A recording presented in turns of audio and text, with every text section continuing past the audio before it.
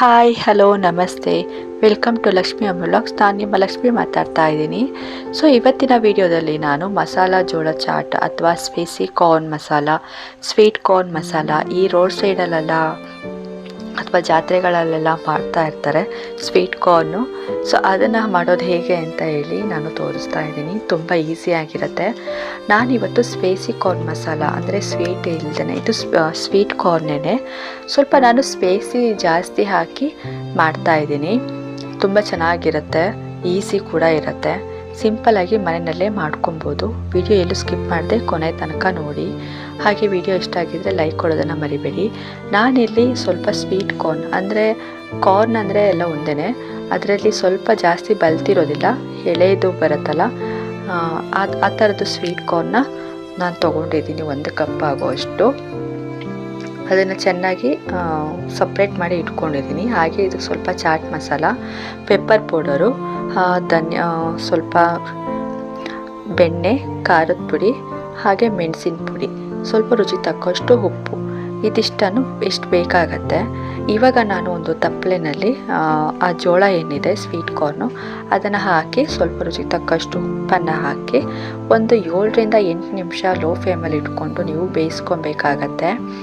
So ಇದು ಬೆಂದಿದೆ ಅಂತ ಹೇಗೆ ಗೊತ್ತಾಗುತ್ತೆ ಅಂದರೆ ಅದು ಬೆಂದಾದಮೇಲೆ ಸ್ವಲ್ಪ ಮೇಲೆ ಬರುತ್ತೆ. ಈಗ ನೋಡಿ ಎಲ್ಲ ಒಳಗಡೆ ಇದೆ. ಬೇಯ್ತಾ ಅದು ಸ್ವಲ್ಪ ಮೇಲ್ ಬರೋದಕ್ಕೆ ಸ್ಟಾರ್ಟ್ ಆಗುತ್ತೆ. ಸೊ ನೋಡಿ ಈ ಥರ ಮೇಲ್ ಬರೋದಕ್ಕೆ ಸ್ಟಾರ್ಟ್ ಆಗುತ್ತೆ. ಹಾಗೆ ಕೈಯಲ್ಲಿ ನೀವು ಸ್ವಲ್ಪ ನೋಡಿದಾಗ ಅಥವಾ ಬಾಯಲ್ಲಿ ಹಾಕ್ಕೊಂಡಾಗ ಸೊ ಗೊತ್ತಾಗತ್ತೆ ನಿಮಗೆ ಅದು ಬೆಂದಿದೆ ಇಲ್ಲ ಅಂತ ಹೇಳಿ. ಸೊ ಈಗ ಇದು ಫುಲ್ ಬೆಂದಿದೆ. ನಾನೀಗ ಇದನ್ನು ಸ್ವಲ್ಪ ಸಪ್ರೇಟ್ ಮಾಡಿ ಇಟ್ಕೊತಾ ಇದ್ದೀನಿ. ಜೋಳ ಸಪ್ರೇಟು, ನೀರು ಸಪ್ರೇಟು ಮಾಡಿ ಇಟ್ಕೊಂಡಿದ್ದೀನಿ. ಸೊ ಚೆನ್ನಾಗಿ ಬೆಂದಿದೆ ಕೂಡ ಇದು. ಇವಾಗ ನಾನು ಅದೇ ಒಂದು ತಪ್ಪಲೆಗೆ ಸ್ವಲ್ಪ ಬೆಣ್ಣೆ ಹಾಕಿ ಜೋಳನ ಹಾಕ್ಕೊಂಡು ಫ್ರೈ ಮಾಡ್ಕೊತಾ ಇದ್ದೀನಿ. ಸ್ವಲ್ಪ ಗರಿಗರಿಯಾಗಿ ಬರುತ್ತೆ ಈ ಥರ ಬೆಣ್ಣೆ ಹಾಕಿ ಮಾಡ್ಕೊಳ್ಳೋದ್ರಿಂದ. ಸೊ ಲೋ ಫ್ಲೇಮಲ್ಲೇ ಇಟ್ಕೊಂಡು ಇದು ಸ್ವಲ್ಪ ಫ್ರೈ ಮಾಡ್ಕೊತಾ ಇದ್ದೀನಿ. ಅದು ಫುಲ್ಲು ಜೋಳ ಎಲ್ಲ ಅದರಲ್ಲಿ ಚೆನ್ನಾಗಿ ಮಿಕ್ಸ್ ಆಗಿ ಸ್ವಲ್ಪ ಗರಿಗರಿಯಾಗಿ ಬರುತ್ತೆ ಜೋಳ ಈ ಥರ ಮಾಡ್ಕೊಳ್ಳೋದ್ರಿಂದ.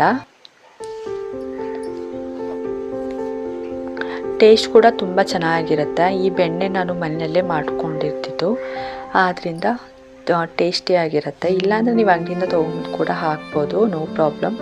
ಇವಾಗ ನಾನು ಒಂದು ಬೌಲ್ಗೆ ಇದು ಫ್ರೈ ಆಗಿತ್ತಲ್ಲ, ಇವಾಗ ಇದನ್ನು ಸರ್ವ್ ಮಾಡ್ಕೊತಾ ಇದ್ದೀನಿ. ಬಿಸಿ ಬಿಸಿ ಇರಬೇಕಾದ್ರೇ ಇದು ತಿನ್ನಬೇಕು, ಆವಾಗಲೇ ಮಜಾ ಚೆನ್ನಾಗಿರುತ್ತೆ.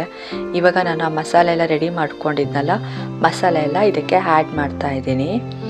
ಈಗ ಚೆನ್ನಾಗಿ ಒಂದು ಸಾರಿ ಮಿಕ್ಸ್ ಮಾಡ್ಕೊಳ್ಳೋಣ. ಸೊ ನಾನು ಫಸ್ಟೇ ಹೇಳಿದ್ರಿಂದ ಸ್ಪೈಸಿ ಕಾರ್ನ್ ಅಂದರೆ ಸ್ವಲ್ಪ ಖಾರ ಜಾಸ್ತಿ ಹಾಕಿ ನಾನು ಇದನ್ನು ಮಾಡ್ಕೊಂಡಿದ್ದೀನಿ. ಖಾರ ಅಂದರೆ ಜಾಸ್ತಿ ಖಾರ ಇರೋದಿಲ್ಲ. ಜೀರಿಗೆ ಪುಡಿ ಏನಿದೆ ಅದು ಕೆಲವರಿಗೆ ಜೋಳ ತಿಂದ ತಕ್ಷಣ ಗಂಟ್ಲು ನೋವು ಅದರೆಲ್ಲ ಬರುತ್ತೆ. ಸೊ ಮಕ್ಕಳು ತಿನ್ನೋದ್ರಿಂದ ಸ್ವಲ್ಪ ನಾನು ಜೀರಿಗೆ ಪುಡಿ ಜಾಸ್ತಿ ಹಾಕಿ, ಹಾಗೆ ಈ ಪೆಪ್ಪರ್ ಪೌಡರ್ ಅಂದರೆ ಕಾಳು ಮೆಣಸಿನ ಪುಡಿ ಏನಿದೆ ಅದು ಸ್ವಲ್ಪ ಜಾಸ್ತಿ ಹಾಕಿ ಮಾಡಿದ್ದೀನಿ.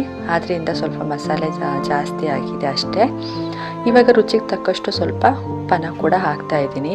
ಖಾರ ಕಮ್ಮಿನೇ ಇದೆ, ಖಾರದ ಪುಡಿ ಸ್ವಲ್ಪನೇ ಹಾಕಿರೋದು. ಸೊ ತುಂಬ ಚೆನ್ನಾಗಿತ್ತು. ಮಕ್ಕಳು ಕೂಡ ತುಂಬ ಇಷ್ಟಪಟ್ಟು ತಿಂದರು, ಖಾರವಾಗಿ. ಅಷ್ಟು ಸ್ವೀಟ್ ಕೂಡ ನಾನೇನು ಹಾಕಿಲ್ಲ. ಇದಕ್ಕೆ ಬೇಕು ಅಂದರೆ ನೀವು ಲೆಮನ್ ಕೂಡ ಹಾಕ್ಕೊಬೋದು. ಸೊ ಲೆಮನ್ನು ನಮ್ಮ ಮನೆಯಲ್ಲಿ ಇಷ್ಟ ಆಗಲ್ಲ, ನನ್ನ ಮಕ್ಕಳು ತಿನ್ನೋದಿಲ್ಲ. ಆದ್ದರಿಂದ ನಾನು ಲೆಮನ್ನ ಇದಕ್ಕೆ ಆ್ಯಡ್ ಮಾಡ್ಕೊಂಡಿಲ್ಲ. ನೀವು ಬೇಕು ಅಂದರೆ ಲೆಮನ್ ಕೂಡ ಇದಕ್ಕೆ ಆ್ಯಡ್ ಮಾಡ್ಕೊಳ್ಳಿ. ಸೊ ನೋಡಿದ್ರಲ್ಲ ಫ್ರೆಂಡ್ಸ್, ಹೇಗಿತ್ತು ಈ ಮಸಾಲೆ ಜೋಳ ಚಾಟ್ ಅಂತ ಹೇಳಿ. ಸ್ವೀಟ್ ಕಾರ್ನ್ ಮಸಾಲ ಅಂತಲೂ ಕೂಡ ಹೇಳ್ತಾರೆ, ಅಥವಾ ಸ್ಪೈಸಿ ಕಾರ್ನ್ ಮಸಾಲ ಅಂತ ಕೂಡ ಹೇಳ್ತಾರೆ. ಸೊ ವಿಡಿಯೋ ಇಷ್ಟ ಆಗಿದರೆ ಲೈಕ್ ಕೊಡಿ. ನೆಕ್ಸ್ಟ್ ವಿಡಿಯೋದಲ್ಲಿ ಸಿಗ್ತೀನಿ. ಅಲ್ಲಿವರೆಗೂ ಬಾಯ್.